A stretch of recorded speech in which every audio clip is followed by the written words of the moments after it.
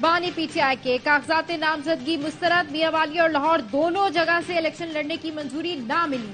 شاہ محمود کے تھر اور ملتان سے کاغذات نامزدگی مسترد۔ نون لیگ کے قائد نواز شریف کے لاہور اور مانسہرہ سے کاغذات منظور کر لیے گئے۔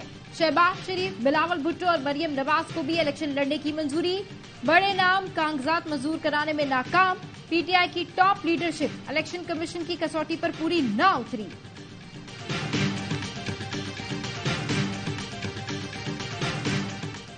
انتخابی نشان غائب کرنے کے بعد بھی انا کی تسکین نہیں ہوئی۔ کاغذات نامزدگی کی جانچ میں تماشے کیے جا رہے ہیں۔ پاکستانی تاریخ کی بدترین پری پول دھاندلی ہو رہی ہے۔ لطیف کھوسا کہتے ہیں من پسند لوگوں کو انتخابات میں رکھنے کے لیے اقدامات کیے جا رہے ہیں۔ لندن سے لائے گئے شخص کی تاج پوشی کر دیتے، ڈھونگ کی کیا ضرورت تھی؟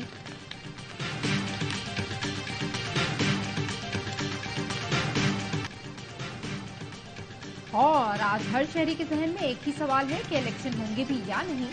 سابق سربراہ فافن سرور باری نے کہا الیکشن کمیشن خود فریق بن جائے گا تو کون الیکشن پر یقین کرے گا۔ ماضی میں کاغذات چھیننے، تصدیق کنندہ کو گرفتار کرنے کے واقعات نہیں ہوئے۔ اور جنرل ریٹائرڈ عارف حسن نے 19 سال بعد پاکستان اولمپکس ایسوسی ایشن کی صدارت چھوڑ دی۔ عارف حسن کا کہنا ہے فیصلہ آسان نہیں تھا، خرابی صحت کی وجہ سے ایسوسی ایشن کی صدارت چھوڑ رہا ہوں۔ عارف حسن پہلی بار 2004 میں پی او اے کے صدر منتخب ہوئے تھے۔ سڑک کے لیے زمین کی خریداری میں خرد برد کا کیس، فواد چودھری کا 6 روزہ جسمانی ریمانڈ منظور کر لیا۔ احتساب عدالت کی نیب کو تفتیش مکمل کرنے کی ہدایت، فواد چودھری نے عدالت میں کہا ایکنک نے سڑک کی منظوری دی، منظور شدہ منصوبے کی فیزیبلٹی کھولنا نیب کا اختیار نہیں، کیا میں اکبر بادشاہ ہوں کہ سب پر اثر انداز ہو گیا؟ وکیل فیصل چودھری نے کہا انکوائری کی اسٹیج پر گرفتاری فواد چودھری کو الیکشن سے باہر رکھنے کی کوشش ہے۔ فیض چلا گیا اب کیا کرے گا؟ سابق صدر آصف زرداری کا چیئرمین سینٹ صادق سنجرانی سے سوال، آپ تو ہے نا؟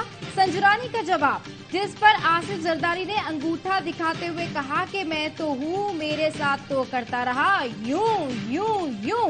سیاست میں سوچا کر، ہمیشہ ان کی بادشاہی نہیں رہتی، ہماری رہتی ہے۔ زرداری اور سنجرانی کے درمیان دلچسپ مکالمہ فضل الرحمان کے بیٹے کے ولیمے میں ہوا۔ غزہ میں اسرائیلی جارحیت کے 85 روز، 24 گھنٹے میں مزید 167 فلسطینی شہید۔ اسرائیلی طیاروں نے خان یونس میں یورپی اسپتال کی طرف بم برسائے، جس سے 14 فلسطینی شہید ہو گئے۔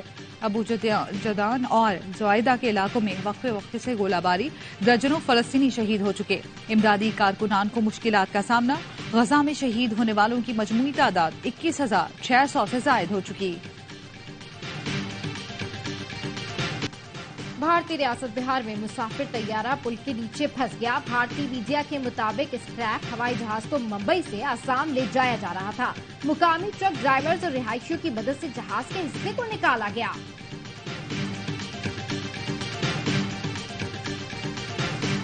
پنجاب کے اسکولوں میں موسم سرما کی تعطیلات بڑھا دی گئیں، اسکول 9 جنوری تک بند رہیں گے، حکومت نے نوٹیفیکیشن جاری کر دیا۔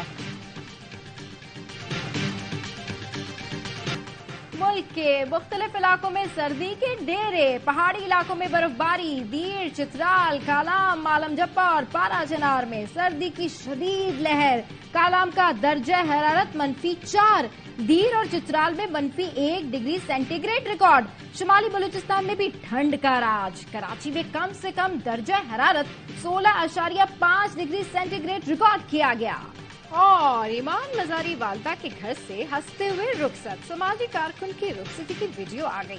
دلہن ہنستے مسکراتے بابل کے گھر سے گئی، والدہ شیریں مزاری نے بیٹی کو گلے لگا کر الوداع کیا تو آنکھیں بھر آئیں۔ ایمان مزاری کی شادی 2 دن پہلے ساتھی وکیل عبدالحادی سے ہوئی تھی۔